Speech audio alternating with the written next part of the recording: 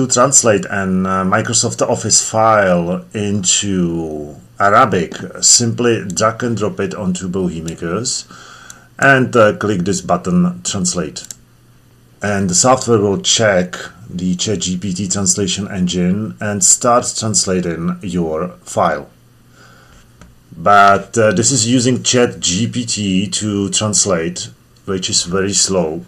So in the meantime, let me show you how to actually set it up.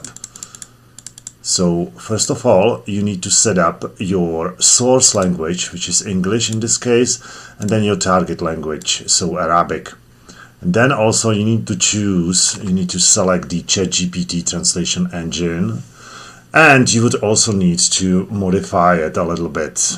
I mean, to specify your translation options. So for this, click this cogwheel button, and here select your translation engine. In this case it's GPT-5 Nano, but you can also choose the newest one, GPT 5.2, if you wish to.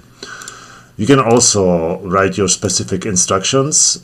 You could write here, for instance, what your document is all about, so the translation engine has good context for translation. And you can also specify your glossary in 2 columns separated by tabs. And then simply click Save. And then you would go to this Trados/Cats tab. And as I have already said, you would simply drag and drop your file and then click Translate. And that's it. That's all you need to do.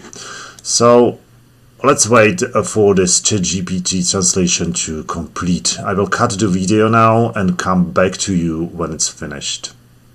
Okay, so it's finished now, so we can quickly check if it has been correctly translated into Arabic. So let's open it. And at least to me it appears to be translated correctly into Arabic. Justify to the right, and the text direction from the right to the left. So tell me in the comments if this is correct Arabic, but I think it should be. Thank you for watching and see you in another video.